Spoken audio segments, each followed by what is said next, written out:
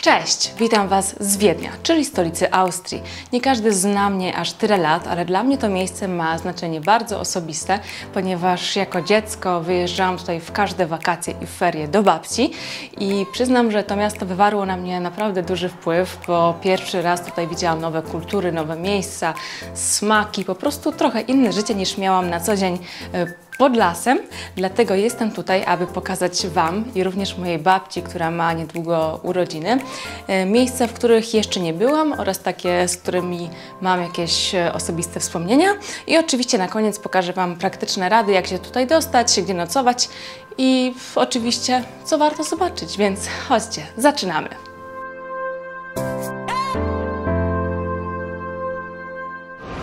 Mieszkamy przy ostatniej stacji Simmering linii U3 i jedziemy zobaczyć centrum nocą, chociaż jest już po 22, to na pewno w Wiedniu coś się będzie działo. Jestem tu. Jedziemy do Stephansplatz.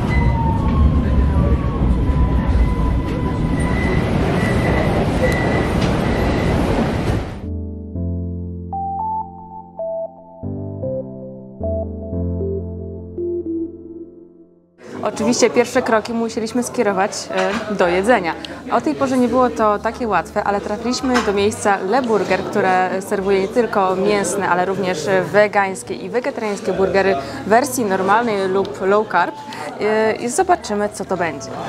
Ja zamówiłam burgera wegańskiego w wersji low carb, dlatego jest taka jakaś dziwna bułka z kotletem z cieciorki. W sumie nie dostaliśmy nawet rachunku za to, ale zamówiliśmy 2 burgery, frytki, piwo i herbatę. Wyniosło to około 30 euro. No więc ceny takie sobie, ale o tej porze już naprawdę nie było wyboru. Burgery nie były jakieś niesamowicie pyszne, więc szczególnie ich nie polecam. Pierwszy cel to znalezienie sklepu, bo mieszkamy w apartamencie, więc tutaj nie ma śniadań. Właściciel nic nie zostawił, nawet żadnej kawki, herbaty. No ale tutaj jest coś blisko, jest chyba Billa, z tego co kojarzę. Ale wjeżdżamy. Czy jest jakieś dobre pieczywo? A może coś takiego. Jeszcze ciepły chlebek za 4,10. Dobra, tani to on nie jest, ale jest duży, starczy na 3 dni. Banany kilogram euro 89, papryka za euraka. Za sztukę. O, jakie urocze. Gdzie tu jest coś dobrego dla mnie? Gdzie? Gdzie są wege rzeczy? Tofu. Jest. Naturalne, wędzone. Humusy. Humus awokado weźmiemy. Euro 89. Zwykłe są trochę tańsze. Jest i mleko sojowe. Migdałowe. Jogurt. 59, no drogo, ale u nas takie rzeczy też są tak samo drogie. Biorąc pod uwagę, że u nas zarobki są dużo niższe, a te produkty wegetariańskie kosztują naprawdę tyle samo, to jednak tutaj ludzie mogą sobie bardziej na to pozwolić. Dlatego już wiem, dlaczego w Polsce, no okej, wegetarianizm staje się coraz bardziej popularny, ale jednak nie wszystkich na to stać. No, trzeba przyznać, że tak samo jak kupuję takie zdrowsze rzeczy, to sporo mnie to kosztuje, mogłabym za to kupić dużo więcej normalnego nabiału, mięsa czy czegokolwiek, a kupuję wege i no portfel cierpi, ale widzicie, coś za coś. Ja już bardzo długo nie jem mięsa i no nie przestanę po prostu. Muszę sobie jakoś radzić. I to by było na tyle z nagrywaniem cen, ponieważ obsługa mnie wygoniła z nagrywaniem, bo nie można ani robić zdjęć, więc zobaczymy w domu jak rachunek. Za te wszystkie zakupy, chleb, banany, mleka, humus, jakaś papryka, 3 wina, pomidory, wegański jogurt, ser, tofu, szynka, jajka. Ile zapłaciliśmy? 33 euro. Jeżeli ktoś chce bardziej oszczędzić, to polecam, tak jak wspominałam, sklep Hofer. To jest taka trochę nasza Biedronka Lidl. Tam są takie ceny dyskontowe, a w tych marketach normalnych typu Billa, Spar, no jest jak widać drożej. Plany najlepiej dostosować do pogody. Dzisiaj jest pięknie, więc jedziemy na Winnicę i na wzgórze Kahlenberg, gdzie jeszcze naprawdę nigdy nie byłam. Jutro ma być gorzej, więc Pewnie będziemy gdzieś tam po muzeach chodzić i innych miejscach. Flohmarkt to po prostu taka wyprzedaż garażowa, bardzo popularna w Austrii. Ludzie często wywieszają swoje rzeczy gdzieś tam na płotach, żeby je sprzedać lub po prostu oddać.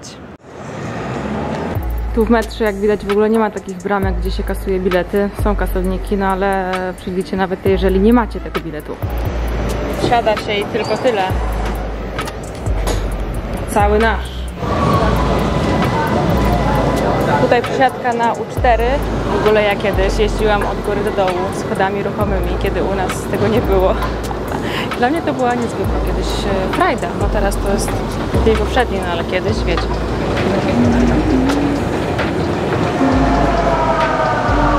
No i jesteśmy.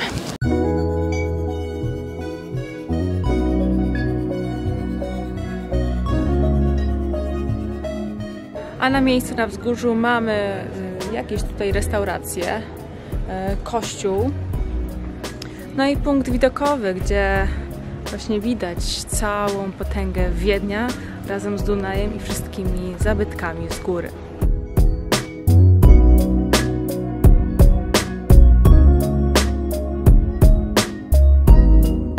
Kahlenberg to miejsce historyczne, ponieważ tutaj nasz król Jan III Sobieski zwyciężył w walce z Turkami. I historia również mówi, że on zwyciężył duże ilości kawy, stąd pierwsza kawiarnia w Europie i nawet chyba na świecie powstała właśnie w Wiedniu, ponieważ nie wiedział, co zrobić z tą kawą i po prostu założył kawiarnię.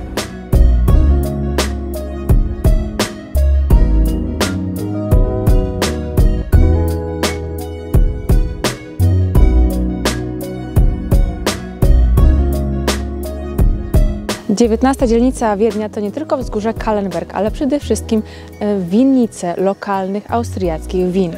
Właśnie idziemy ze wzgórza do jednego z nich, gdzie serwują lokalne potrawy oraz właśnie wina.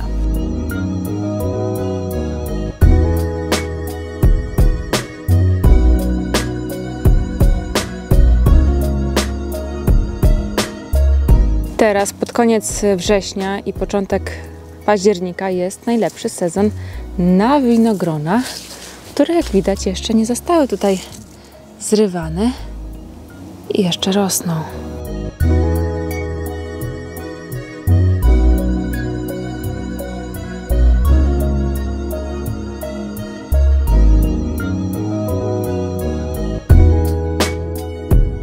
Austria dzieli się aż na 5 rejonów winiarskich. Jednym z nich jest właśnie Wiedeń, gdzie znajduje się aż 700 hektarów winorośli. Takim najlepszym winem, który można spróbować w tym rejonie, jest właśnie Wiener Gemische Satz, który się składa minimalnie z 3 szczepów winogron, a tu jest aż 20. To jest najdroższe wino. Kupiliśmy taki na kieliszki. Jeden kosztuje 5,50 euro, a cała butelka no chyba ponad 100. Zaraz go spróbujemy. No powiem szczerze, że jak tu jest tyle szczepów, to ciężko w ogóle cokolwiek wyczuć, ale ja nie jestem znawcą. Nie no, dobre wino, tylko tak ja wiem, że takie najlepsze. Słuchajcie, wycieczkę na winnicę warto sobie zaplanować co najmniej na pół dnia, bo mi to zajęło z dojazdem jakieś 6 godzin, więc dobrze było wjechać autobusem 38A na wzgórze Kahlenberg, a później spokojnie sobie schodzić w dół, podziwiać winnicę, widok na miasto, pić spokojnie wino. Naprawdę to był świetny spacer, ale po powrocie totalnie odpłynęłam, więc dopiero teraz znowu wychodzimy wieczorem na miasto. Więc tak, metro w tygodniu jeździ do około 12:30, a w weekendy, czyli od piątku do niedzieli, jeździ całą noc, czyli tak mniej więcej co 15 minut w nocy można sobie pójść gdziekolwiek na imprezę i później normalnie wrócić metrem. Znowu dosyć późno wyszliśmy na jedzenie wieczorem, ale znalazłam taką knajpę Veggies, czyli czysto wegańską, też niedaleko Stephansplatz. Zamówiłam miskę taką zdrową, z cieciorką, z sałatą, z sejtanem, z soi i jakąś taką sałatką. A ty co masz? Wrapa, tak? Też z jakąś soją, frytki widzę z batatów, więc coś zdrowego na noc akurat.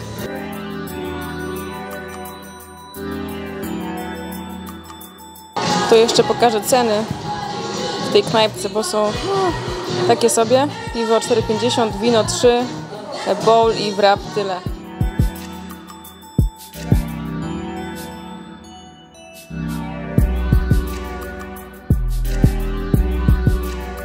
To jest pałac, miejsce, gdzie władali Austrią Habsburgowie od XIII wieku.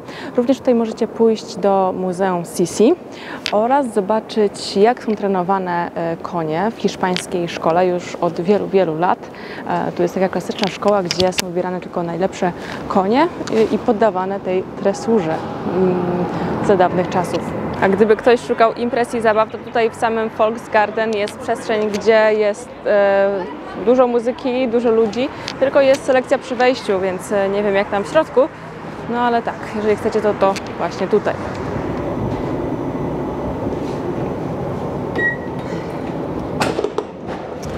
Jakie święto obchodzą Niemcy i Austriacy na przełomie września i października? Oczywiście Oktoberfest. Ja w ogóle nie byłam świadoma, że w Austrii również to jest obchodzone tak hucznie i zwłaszcza zauważyłam to po cenach noclegów. Ale sprawdziłam, jakie są w ogóle święta i festiwale w Wiedniu w tym czasie. No i to się nazywa Wien Wieserfest, nie Oktoberfest. Więc trochę mnie to zmyliło, ale poszukałam i rzeczywiście to jest ta impreza. Ludzie są przebrani. Ja też taki mam strój, który Wam zaraz pokażę. I idziemy zobaczyć, jak właśnie Austriacy świętują święto piwa. O, cześć Arnold, co tam słychać? Cała impreza odbywa się w parku rozrywki Prater. Ja tutaj bywałam bardzo często jako dziecko i taka ciekawostka, że za wstęp do parku się zupełnie nie płaci, tylko za poszczególne atrakcje. Więc przy okazji można tutaj z czegoś skorzystać. Zobaczcie, jak się zmieniło. Hello. Hello. Thanks. Have a nice day. Thanks.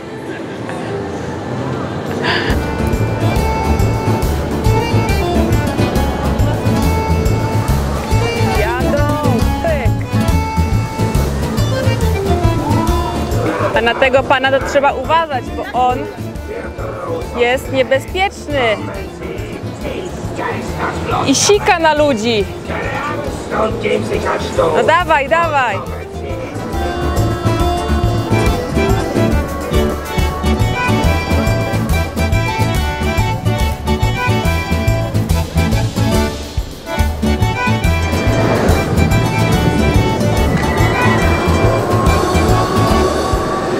Pogoda niestety, jak widać, się strasznie popsuła, zaczęło lać. Jak ja mam teraz w moim wdzianku tyrolskim wyskoczyć na Oktoberfest? No jak?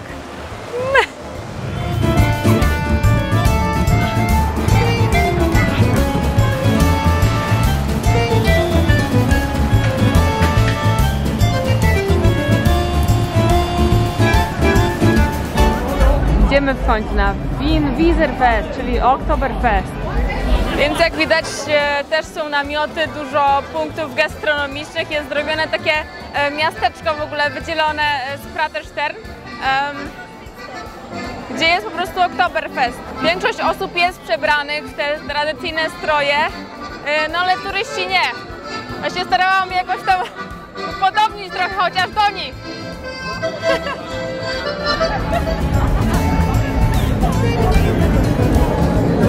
Wszędzie są ogródki z piwem, że już przestało padać. Proszę, jak dziewczynki ubrane.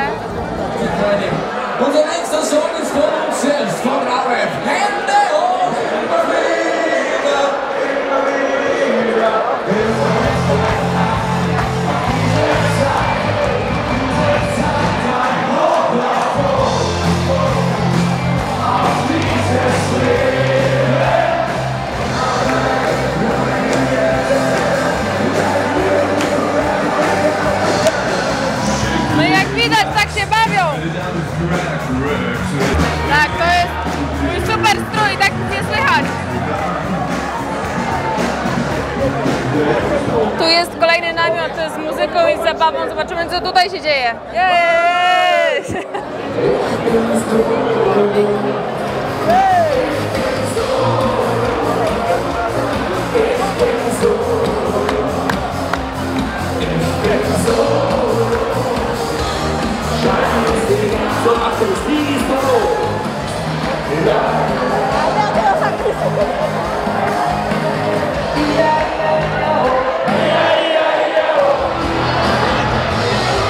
Eine Frage, was haben denn die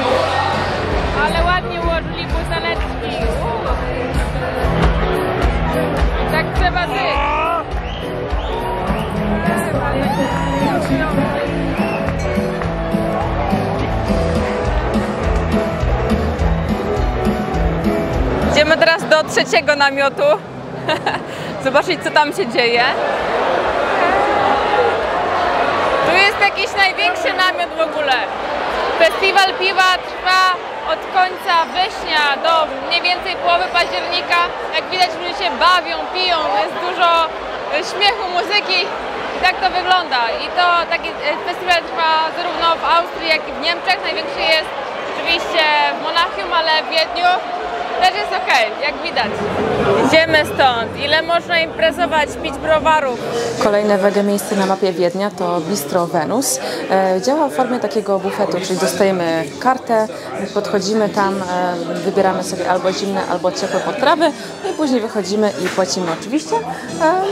Klimat bardzo luźny, przyjemny, no i dosyć krótkoczynny, bo tylko do 21:30. Więc tak, mamy taki wege bufet, 2 dania za 9 euro, ciepłe, plus bufet sałatkowy, taki też w sumie miks, chyba za 7, no jakieś tam lokalne piwo oczywiście. Jak widać, pogoda niestety nie dopisuje. Spacerujemy sobie po deszczowej ulicy Graben. Tutaj właśnie widzimy pomnik, który upamiętnia epidemię dżumy, która nawiedziła Wiedeń. Stoi właśnie w samym centrum. Na koniec jeszcze pokażę mieszkanie, w którym nocowaliśmy. Znajduje się ono na ostatniej linii metra U3, czyli Simmering, i naprawdę tutaj nic nie ma. Ta dzielnica słynie z tego, że tu jest wielki cmentarz. Nie ma żadnych knajp, więc jeżeli chcecie coś zjeść, to trzeba jechać do centrum, chociaż to nie zajmuje długo, jakieś 20 minut metrem. I dlaczego nocujemy tutaj? Ponieważ trzeba wziąć pod uwagę, że w Austrii, tak samo jak w Niemczech, obchodzi się Oktoberfest na przełomie września i października. Więc jest bardzo ciężko z dostępnością tych noclegów i są niestety drogie. Więc no zobaczcie sobie, jak to mieszkanie wygląda, ale polecam nocowanie gdzieś bliżej centrum, żeby mieć po prostu lepsze atrakcje wokół. To jest główny pokój, gdzie znajduje się duże łóżko, kanapa, lustro, telewizor sobie można też pooglądać, jest wentylator, klimatyzacji nie ma, ale za to jest ogrzewanie podłogowe. Można sobie tutaj to ustawić. Kuchnia ze stołem barowym. Kuchnia jest normalnie wyposażona, ma zmywarkę, tutaj kuchenkę, można sobie coś ugotować. Duży przedpokój. No łazienka jak łazienka. W ogóle to mieszkanie jest świeżo co wyremontowane. Jeszcze pachnie naprawdę nowością. I tu jest właściwie drugi pokój, którego nie używaliśmy, bo są również 2 łóżka, więc to mieszkanie nadaje się spokojnie na 4 osoby lub tam na kanapie. Jak ktoś śpi, to może nawet więcej. Klucze odbiera się w tych skrzynkach, więc nie trzeba jakoś umawiać się z właścicielami, to jest dobre. Przy linii metra Landstrasse i tutaj, gdzie też odjeżdżają pociągi na lotnisko, jest przechowanie bagażu, czyli te takie skrzynki, ale albo wszystkie są całe jęte, albo żadna nie działa, więc tak trochę słabo, że musimy z tym chodzić. Ten dziwny, kolorowy budynek za mną został zaprojektowany przez Friedricha Hunderwassera. Był on Austriakiem, aktywistą ekologicznym i również zaprojektował spalarnię śmieci, która znajduje się na Spittelau. No widać, że tutaj były takie trochę inspiracje Gaudí, zwłaszcza przez takie nierówne okna, drzwi, te wszystkie bryły, kompozycje, więc on tak naprawdę jest nazywany trochę takim austriackim Gaudím, ale tworzył przede wszystkim dla ludzi, dla środowiska i zgodnie z naturą. Ciężko tu się będzie przebić. Na ostatnią chwilę jeszcze trzeba szukać magnesu i pamiątek, ale nie wiem, czy tutaj gdzieś będą dalej inne ceny. W tej wiosce Hunderwassera są głównie same sklepiki z pamiątkami, kawiarnie. Kiedyś on to zaprojektował po prostu dla ludzi, żeby tutaj mieszkali, żeby mieli jakieś punkty usługowe, a teraz pełno turystów. Słuchajcie, od dekady Wiedeń wygrywa rankingi Mercera jako miasto, w którym żyje się najlepiej. Może tu nie ma nie wiadomo jakich atrakcji, oczywiście są piękne zabytki, muzeum i w ogóle, ale to miasto jest takie dosyć spokojne, żyje się tutaj naprawdę dobrze, więc pod względem właśnie kultury, nauki, bezpieczeństwa i innych aspektów zajmuje pierwsze miejsce na świecie, więc no fajnie byłoby tu może zamieszkać gdzieś tam na starość. Mam do tego miejsca naprawdę duży sentyment.